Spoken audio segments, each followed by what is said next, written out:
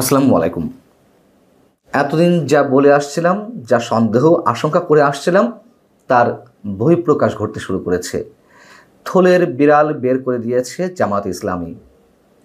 তবে বিড়ালটা সম্ভবত একটু আগেভাগেই থলে থেকে বের করে ফেলল।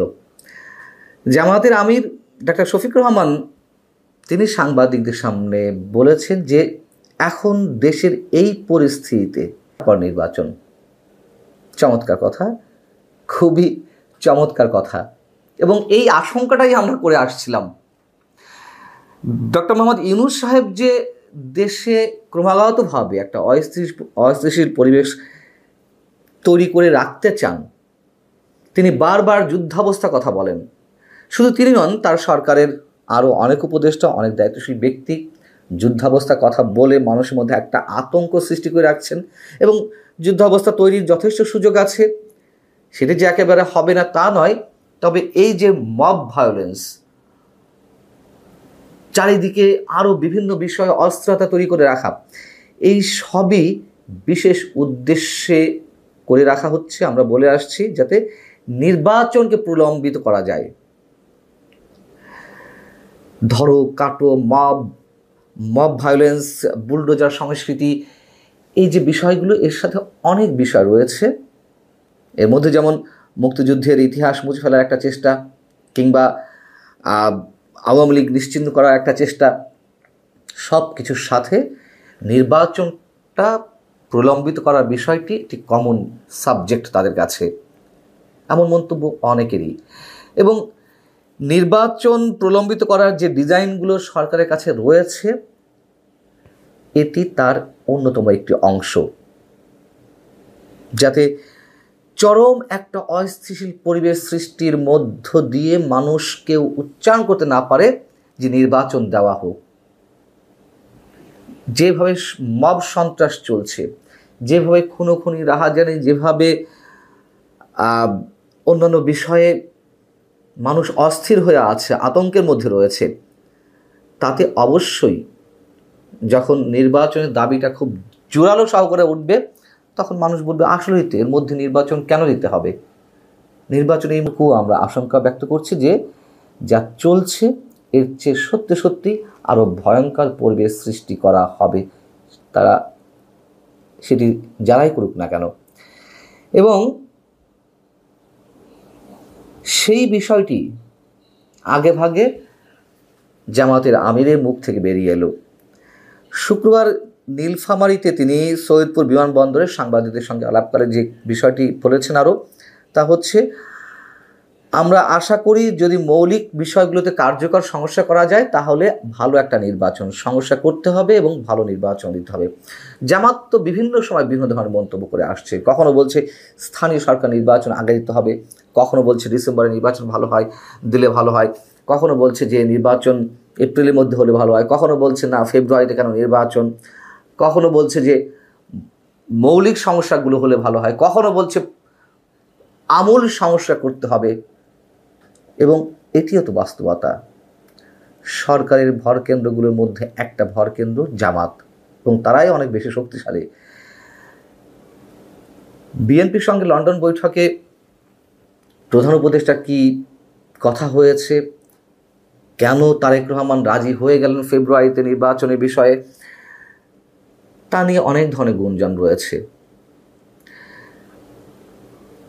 যদি সত্যি সত্যিই কোনো ধরনের গিভ অ্যান্ড টেকের বিষয় থেকে থাকে, যা নানানভাবে শোনা যাচ্ছে, আমরা সেগুলোতে বিশ্বাস করতে চাই না। যদি হয়ে থাকে, বিএনপি রাজনীতি শেষ, বাংলাদেশের ভবিষ্যতও অনিশ্চিত অন্ধকারের পথে নিশ্চয়ই। যদি গিভ অ্যান্ড টেকের কোনো খেলা না থেকে থাকে, যদি সত্যি সত্যিই ডক্টর মোহাম্মদ ইউনূস যে আশ্বাস দিয়েছেন না ঠিক আছে ফেব্রুয়ারিতে নির্বাচন, তাতে যদি তারেক রহমান রাজি হয়ে থাকেন, সেটিও ট্রাপে পা দেওয়া এর আগেই মন্তব্য করেছে, আরও অনেক আগে মন্তব্য করেছে। যেই হোক না কেন, বিএনপি এখনও বুঝতে পারছে না কোন খেলায় তারা নিজেদেরকে জড়িয়ে ফেলছে।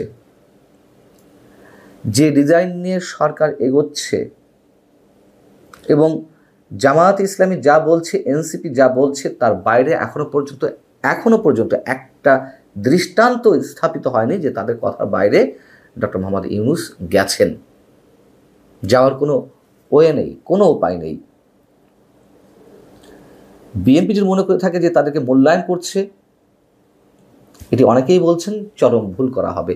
যখন অনেকেই মনে করছেন এই বিষয়গুলো, যখন যেই মানুষটার মিনিমাম রাজনৈতিক জ্ঞান রয়েছে তারাও বুঝতে পারছে যে সহজে নির্বাচন দেবে না এই সরকার, সহজে ক্ষমতা থেকে যাবে না, বিএনপি তাহলে কেন বুঝতে পারছে না? হ্যাঁ, অনেকে বলে যে বিএনপি কৌশল অবলম্বন করছে, বিএনপি যে কোনোভাবে হোক নির্বাচনটি আদায় করে নিতে চায়। যে কোনোভাবে নির্বাচনটা আদায়ের বিষয়টি তো চাপ প্রয়োগ করা ছাড়া সম্ভব নয়। এমনি এমনি দেবে না, কোনো অবস্থাতেই না।